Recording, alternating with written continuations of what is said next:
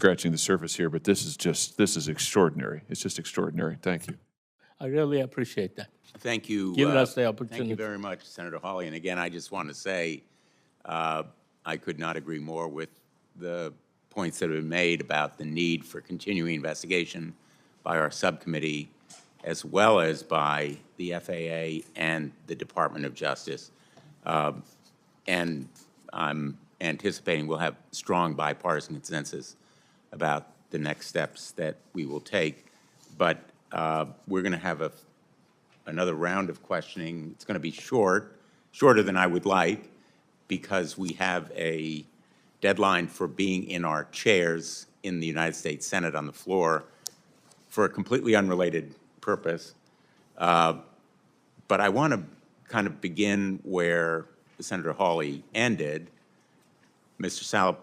Salehpour, in your testimony, you told us that since 2021, multiple colleagues have told you about sharing your concerns. Most of them have not come forward. Why? It's the fear. I mean, if you think of how much problem I have created, by coming up with my, being persistent about talking about the defects and everything else. Ever since the space shuttle O-rings, that has really put a mark on me. That thing should not have happened, but it happened because of the faulty engineering. And that's exactly what we have here, is we have faulty engineering that, they're trying to shove on our throats to just say, hey, whatever we do, it's okay. From one side, they put reports that it says it's not okay. From the other side, when they violate it, they try to whitewash the influence. Whitewashing the spec to say it's not important for this spec. This spec, if we don't meet it, it's not that big of a deal. Let's just push the airplanes out.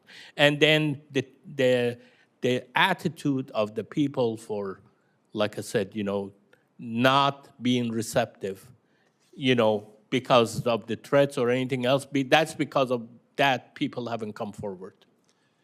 You've been very careful in the way that you have phrased the potential danger here. You've talked about the increased risk. Yes.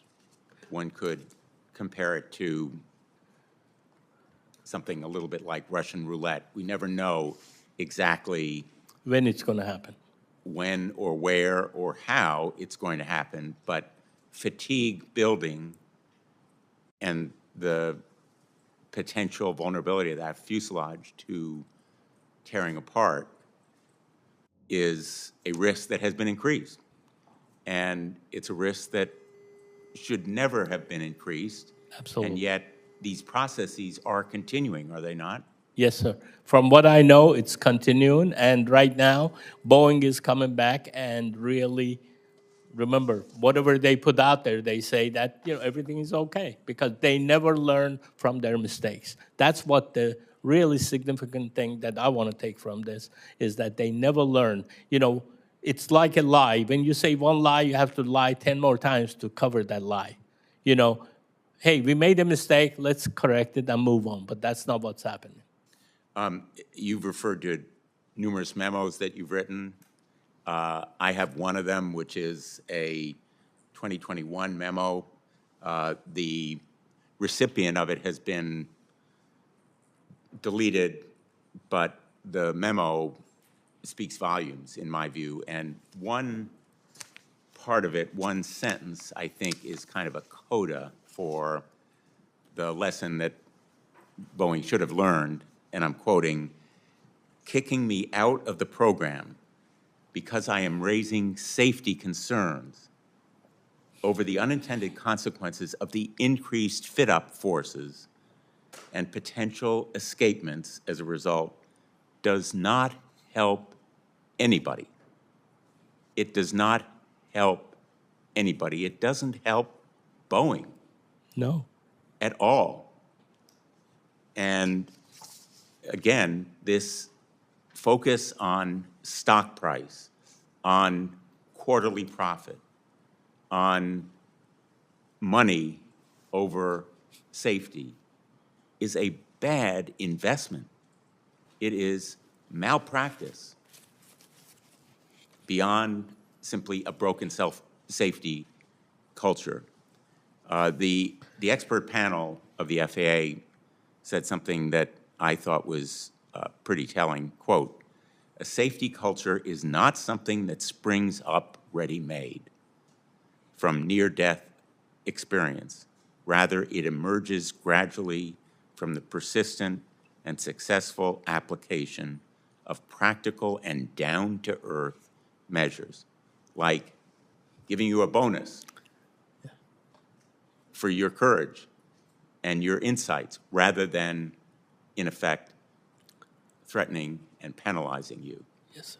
Dr. Pruchnicki, am I correct in that kind of observation about safety culture, that it has to be the result of persistent, step-by-step, down-to-earth actions by management that is really committed to safety, not just in word, but in deed, and it has to put its money where its mouth is?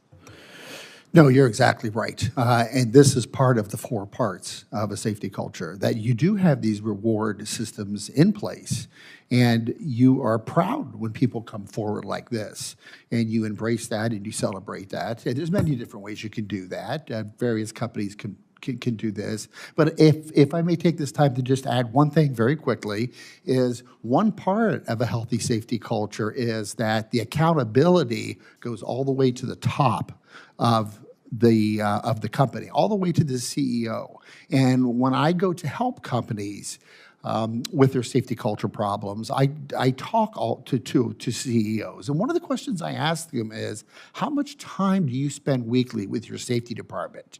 Because different companies might spend time with their marketing people, their finance people, and all their money people. And what I find across the board is they don't spend time with their safety people. Yet they say they're accountable and they sign documents they're accountable. And most of the time they'll tell me, well, this person meets with them or whomever. That is not accountability to the top. And I tell them that, well, if you have time to meet with marketing and your finance people, then you should have time to meet with your safety people weekly. And if I had time to talk to Boeing, I'd be fascinated to know how many times per week their CEO people actually talk to their safety people.